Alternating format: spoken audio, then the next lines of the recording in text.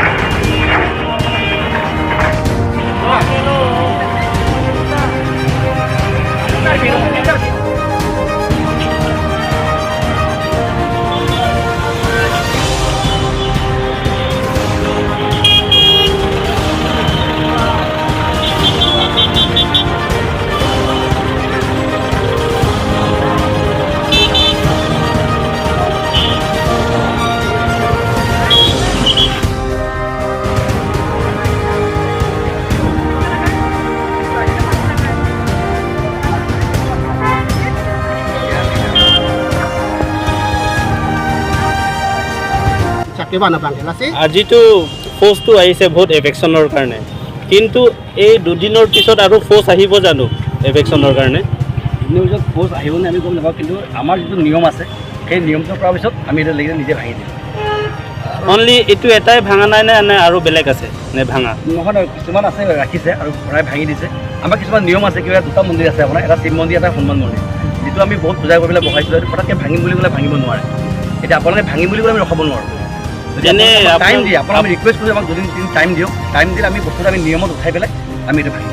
আপোনালোকে নিজে ভাঙিব না না চৰকাৰে এইখিনি আমি উঠাই দিয়াৰ পিছত যদি আপোনালোকে যদি চৰকাৰ নাহে আমি নিজে ভাঙি দিম। ভাঙিবতো লাগিব, চৰকাৰী মাটিত যিহেতু আমি আছোঁ। এই মন্দিৰটো আগতীয়াকৈ কিবা এভেকশ্যন নটিচ দিয়া নাই জানো মন্দিৰৰ কাৰণে? মন্দিৰৰ কাৰণে তেনেকৈ অহা নাছিলে, আমাৰ ঘৰৰ কাৰণে আহিছিলে। মন্দিৰৰ কাৰণে তেনেকৈ অহা নাছিলে। আৰু কিন্তু ঘৰৰ কাৰণে মানে এৰিয়াটো একেটা নহয় জানো? মন্দিৰ আপোনালোকৰ ঘৰ যিটো একেটা নহয় জানো, নে এইটো বেলেগ নেকি মাটিটো? মন্দিৰ বুলি ক'লে চব ৰাইজৰ বস্তু, হয় হয়, আমাৰ নিজৰ বস্তু নহয়। ঘৰটো এটা পাৰ্চনেল বস্তু হয় হয়, এইটো মন্দিৰ ৰাইজৰ বস্তু। সেইটো কাৰণে চাগে নহয় নহয়, মাটিটো বোলো আপোনালোকে যিটো ঘৰত আছে সেই মাটি আৰু মন্দিৰৰ মাটি একে নহয় জানো? হয়, একে হৈছিলে।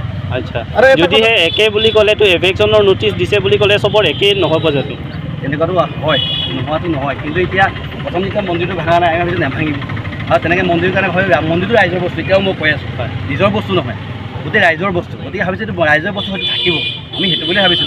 এটা কথা, মন্দিৰটো ভঙোৱা নাই, এইটো মন্দিৰটো এৰি থৈ দিছে, মছজিদটো ভঙাই দিছে, এইটো বিষয়লৈ কি ক'ব? মন্দিৰতো ৰাজৰ বস্তুৰ হয়, মছজিদটো ৰাজৰ বস্তু। এই বস্তুটো আমি কিছুমান আমি আমাৰ ৰিকুৱেষ্ট কৰিছোঁ ৰাখিবৰ কাৰণে। আমি কোৱা নাই নাভাঙিব বুলি, আমি ৰিকুৱেষ্ট কৰিছোঁ আপোনালোকক যে আমাক দুদিন টাইম দিয়ক।